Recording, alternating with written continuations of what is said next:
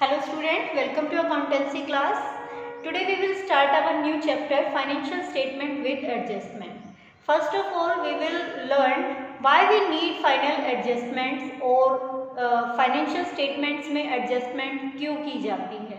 Okay तो देखिए आप लोगों को पहले भी बताया गया है कि जो एडजस्टमेंट जो अकाउंट्स हम मेंटेन करते हैं उसमें किसी भी तरीके की ओवरराइटिंग या करेक्शंस जो हैं वो बिल्कुल भी अलाउड नहीं होती है, क्योंकि जब उन अकाउंट्स को लीगल फॉर्मेलिटीज़ में यूज़ किया जाता है तो वहाँ उन्हें डिस्क्वालीफाई किया जा सकता है, या यूँ कह सकते हो कि उन्हें वहाँ पर एज ए फ्रॉड भी देखा जा सकता है कि यहाँ जो कटिंग की गई है वो फ्रॉड के पर्पस से की गई है या किसी तरीके की जो सच्चाई थी उसे छुपाने के लिए किया गया है.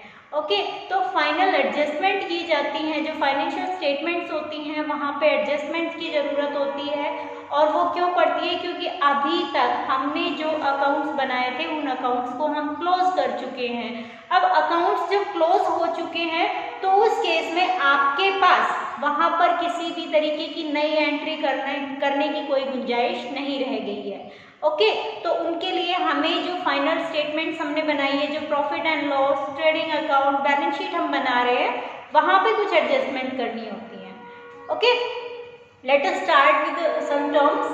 First we will discuss about the closing stock. As you all know, what is closing stock? Okay, closing stock जो होता है वो एक ऐसा मटेरियल या यूँ कह सकते हो कि फिनिश गुड्स का वो मटेरियल होता है जो अभी तक अनसोल्ड है. ठीक है, अब जो अनसोल्ड प्रोडक्ट है कंपनी पहले उसे यूटिलाइज करती है और उसके बाद न्यू जो प्रोडक्ट है उनको बनाना शुरू करती है. मीन्स जो पहले से रेडीमेड है उसके पास पहले से बना हुआ है उस चीज़ को वो पहले यूज़ करेगी और उसके बाद अदर जो चीज़ें हैं उनको यूज़ करेगी. ओके तो कई बार होता है कि आपके पास क्लोजिंग स्टॉक है उसको आप अकाउंट्स में लिखना ही भूल गए हो. ओके तो अब हम अकाउंट्स में उसे कैसे ट्रीट करेंगे, किस तरीके से हम उसे एडजस्ट करेंगे. तो बेटा अकाउंटिंग ट्रीटमेंट क्लोजिंग स्टॉक के लिए दो केसेस पर हो सकती है. फर्स्ट होता है कि हमारे पास जो क्लोजिंग स्टॉक है हो सकता है वो ट्रायल बैलेंस में शो नहीं किया गया है. ओके बेटा देखो जनरली तो आपको क्लोजिंग स्टॉक ट्रायल बैलेंस में लिखा हुआ मिलेगा, लेकिन इन केस अगर उसे आप ट्रायल बैलेंस में लिखा हुआ नहीं देखते हो तो उस केस में एडजस्टमेंट जो होती है वो हमेशा दो अकाउंट्स के ऊपर इफेक्ट डालेगी, दो स्टेटमेंट्स के ऊपर इफेक्ट डालेगी. या तो उसे ट्रेडिंग और पीएनएल में लिखा जाएगा या फिर उसे पीएनएल बैलेंस शीट में और मे बी ट्रेडिंग और बैलेंस शीट में, मतलब कहीं भी तीन अकाउंट्स हैं हमारे पास, तीन स्टेटमेंट्स हैं, एक पीएनएल, एक ट्रेडिंग और बैलेंस शीट. ओके तो इन तीनों में से कहीं ना कहीं दो जगह उनकी ट्रीटमेंट होगी इन केस अगर आपका क्लोजिंग स्टॉक ट्रायल बैलेंस में शो नहीं किया गया है. ओके तो आपके पास अगर ट्रायल बैलेंस में क्लोजिंग स्टॉक नहीं दिया गया है तो फर्स्ट तो आप क्या करोगे, जो आपका ट्रेडिंग अकाउंट है उसमें क्रेडिट साइड उसे लिखा जाएगा, क्योंकि एक्चुअल में जब हम फाइनेंशियल स्टेटमेंट बनाते हैं, ट्रेडिंग अकाउंट बनाते हैं तो उसमें क्लोजिंग स्टॉक की जगह कहाँ होती है, वो आपके क्लोजिंग स्टॉक के क्रेडिट में लिखा जाता है. तो जो चीज़ होनी चाहिए उसे वहाँ पर लिख दीजिए. ठीक है, उसके बाद क्लोजिंग स्टॉक जो है वो एसेट्स का पार्ट होता है, इसीलिए उसे एसेट साइड में लिखा जाएगा बैलेंस शीट में. देखो दो स्टेटमेंट्स के ऊपर इफेक्ट पड़ रहा है, फर्स्ट आपका ट्रेडिंग अकाउंट पर और सेकंड आपके बैलेंस शीट पर. ओके तो अब बात आती है कि ये तो था कि आपके पास जो क्लोजिंग स्टॉक है वो ट्रायल बैलेंस में शो ही नहीं किया गया, सिर्फ एडजस्टमेंट में लिखकर दे दिया गया है आपको. ठीक है, नेक्स्ट आता है if given in trial balance. लेकिन क्या करेंगे अगर उसे ट्रायल बैलेंस में लिखा गया है. ठीक है, ट्रायल बैलेंस में भी दिखा रखा है और उसे एडजस्टमेंट में भी बोल रखा है, तो उस केस में अब क्या करेंगे, हम उसे एक ही जगह लिखेंगे, क्योंकि ट्रायल बैलेंस में जो उसकी जगह थी क्रेडिट साइड वो उसे ऑलरेडी मिली हुई है. अब बस क्या करना है, एसेट साइड में बैलेंस शीट में उसे लिखना है. ओके तो ये थी ट्रीटमेंट क्लोजिंग स्टॉक की, कि क्लोजिंग स्टॉक को दो जो अलग अलग केसेस हैं मीन्स जब वो ट्रायल बैलेंस में प्रेजेंट है और जब वो ट्रायल बैलेंस में प्रेजेंट नहीं है, तो उन दोनों केसेस में उसकी एंट्री कैसे की जाएगी। ओके, तो नेक्स्ट टर्म देखते हैं हमारी कौन सी है। So our next term is outstanding expenses और expenses due but not paid. What is outstanding expenses? बेटा, आउटस्टैंडिंग एक्सपेंसेस होते हैं वो एक्सपेंसेस जिनके बदले में हम किसी से काम ले चुके हैं, ओके, लेकिन अभी तक उसकी पेमेंट हमने नहीं की है। मीन्स वो आज के टाइम हमारे लिए एट प्रेजेंट जो है वो एक लायबिलिटी जनरेट कर रहे हैं। मीन्स हमने किसी से काम करवा लिया बट अभी तक उसकी पेमेंट नहीं की है, हम लायबल हो गए हैं उस पर्सन के लिए कि हम उसे पेमेंट करेंगे। ओके, तो आउटस्टैंडिंग लायबिलिटी जो होती हैं वो आउटस्टैंडिंग जो एक्सपेंसेस होते हैं उनका लायबिलिटी नेचर होता है, और इस केस में वो बैलेंस शीट में तो होंगे ही होंगे, लेकिन अगर उससे रिलेटेड एडजस्टमेंट दी हुई है, बेटा देखो जो एडजस्टमेंट होती है उनका इफेक्ट हमेशा दो स्टेटमेंट्स के ऊपर पड़ेगा। ये मैंने पहले भी बोला है कि जो भी एडजस्टमेंट होगी उन्हें दो जगह पर लिखा जाएगा, चाहे उसे ट्रेडिंग P&L में, P&L बैलेंस शीट में, ट्रेडिंग बैलेंस शीट में कहीं भी लिखा जा सकता है। ओके, मीन्स किसी न किसी स्टेटमेंट में दो जगह उसे लिखा जाएगा। ओके, तो अब हम बात कर रहे हैं वेजेस और सैलरी की जो आउटस्टैंडिंग है। मीन्स दोनों ही हमारे लिए एक्सपेंसेस हैं और उन एक्सपेंसेस को आउटस्टैंडिंग रखा गया, एडजस्टमेंट में रखा गया है। तो अब उनकी ट्रीटमेंट कहाँ होगी? फर्स्ट ऑफ ऑल तो हम डिसाइड करेंगे कि जो एक्सपेंसेस किए गए हैं वो कौन से ट्रेडिंग स्टेटमेंट का पार्ट है या प्रॉफिट एंड लॉस का। देखो बेटा, वेजेस जो है वो डायरेक्ट एक्सपेंसेस होते हैं। प्रीवियस वीडियो में भी मैंने एक्सप्लेन किया था कि वेजेस क्या है और किन्हें दिया जाता है। ओके, तो वेजेस जो होंगे वो डायरेक्ट का पार्ट होंगे, डायरेक्ट एक्सपेंस होगा, और जो सैलरीज हैं these are indirect expenses. Okay, तो direct expenses should be written in trading account and indirect expenses we have to write in profit and loss account. Okay, तो अब हमारे पास कुछ सैलरीज जो है वो ऑलरेडी लिखी गई हैं ट्रेडिंग अकाउंट में, वेजेस जो है वो ऑलरेडी लिखी हुई है 2,20,000 की, लेकिन अकाउंट्स क्लोज करने के बाद पता चला कि 20,000 जो हमारे पास वेजेस थे वो अभी भी आउटस्टैंडिंग है।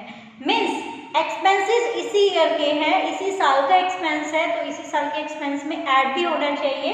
तो 2,20,000 रुपए, 2,20,000 रुपीज जो हम वेजेस पे कर चुके हैं उनमें 20,000 के वेजेस और ऐड कर देंगे, दैट वी हैव टू पे। ओके, अब ये हमारे पास डायरेक्ट एक्सपेंसेस से ट्रेडिंग में लिख दिए। दूसरा, यही चीज हमारे लिए एक लायबिलिटी जनरेट कर रहे हैं, और लायबिलिटी जो है वो बैलेंस शीट में होती है, इसीलिए बैलेंस शीट में हमने आउटस्टैंडिंग वेजेस लिख दिए हैं, that are 20,000। Okay, same salary पे। अब सैलरीज जो है these are indirect in nature, तो इनडायरेक्ट एक्सपेंसेस जो होते हैं वो प्रॉफिट एंड लॉस अकाउंट का पार्ट होते हैं। इन केस हमारे पास सैलरीज जो है वो 5,50,000 रुपीज 55,000 रुपीज हम ऑलरेडी पे कर चुके हैं, जिसमें 5,000 रुपीज जो है वो आउटस्टैंडिंग शो कर रही हैं। मीन्स ऑल ओवर जो सैलरी पे होनी चाहिए थी these are for 60,000, out of which 55,000 we have already paid and 5,000 remaining are liabilities for us. Okay, तो 5,000 रुपीज यहाँ जो आउटस्टैंडिंग सैलरी है वो ऐड कर देंगे, और उसके बाद आउटस्टैंडिंग सैलरीज लायबिलिटीज साइड में हम शो कर देंगे। ओके, तो ये ट्रीटमेंट थी आउटस्टैंडिंग एक्सपेंसेस की। कोई भी एक्सपेंस हो, सिर्फ वेजेस सैलरी नहीं, किसी भी तरीके का कोई भी एक्सपेंस जो होगा, पहले तो हम उसका नेचर डिसाइड करेंगे कि वो डायरेक्ट एक्सपेंसेस का पार्ट है या इनडायरेक्ट एक्सपेंसेस का है, और उसके बाद उसे उस रिलेटेड एक्सपेंडिचर में ऐड कर दिया जाएगा और फिर बैलेंस शीट में शो कर दिया जाएगा। ओके, तो देखते हैं नेक्स्ट टर्म अपनी। So our next term is prepaid expenses. Let us learn what is prepaid.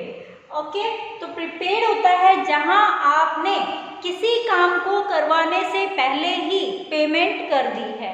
Okay, in case अगर वो पर्सन आपका काम ना करे तो आपको यहाँ पूरा अधिकार है कि आप अपना जो अमाउंट है वो उससे वापस लें।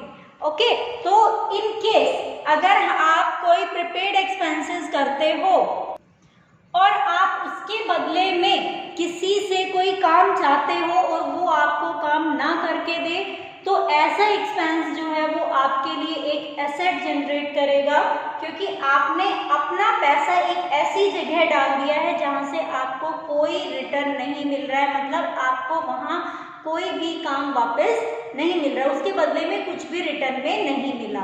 ओके, तो आपको पूरा अधिकार है वहां से पैसा वापस लेने का।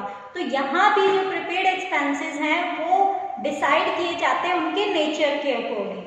ओके, कि वो डायरेक्ट एक्सपेंडिचर का पार्ट है या इनडायरेक्ट एक्सपेंडिचर का एग्जाम्पल है। तो यहाँ मैंने एग्जाम्पल लिया है इंश्योरेंस अकाउंट का। इंश्योरेंस जो होता है वो इनडायरेक्ट जो एक्सपेंडिचर्स हैं उनका पार्ट है। तो यहाँ आपका इंश्योरेंस अकाउंट जो है वो 20,000 रुपीज की पेमेंट दिखा रहा है, आपने पूरे साल के लिए 20,000 रुपीज पे कर दिए। ओके, फिर आपको पता चला इसमें 5,000 रुपीज जो है वो नेक्स्ट ईयर के लिए है। ओके, मीन्स आपको इस साल सिर्फ और सिर्फ 15,000 रुपीज पे करने थे, जबकि आपने अपनी तरफ से 20,000 रुपीज पे कर दिए। मीन्स 5,000 रुपीज एडवांस पेमेंट है आपकी तरफ से। तो इस केस में आप क्या करोगे कि जो आपने एक्सपेंडिचर 5,000 रुपीज का अभी कर दिया है वो एक्सपेंसेस में से डिडक्ट कर देंगे। मीन्स अगर वो प्रॉफिट एंड लॉस का एक्सपेंस है देन उस एक्सपेंसेस में से हम प्रीपेड को माइनस करेंगे। ठीक है, सेम अगर ट्रेडिंग का होता तो ट्रेडिंग में से कर देते। अब आपको अच्छे से पता है आपको उस पैसे को रिटर्न में लेने का अधिकार है, आप वहां से अपना पैसा रिटर्न मांग सकते हो। ओके, इन केस वो आपके लिए एक एसेट भी जनरेट कर रहा है। ओके, तो अगर आप कोई भी एक्सपेंस जो है वो प्रीपेड करते हो तो उसकी एंट्री जो है वो दो जगह कहाँ होगी।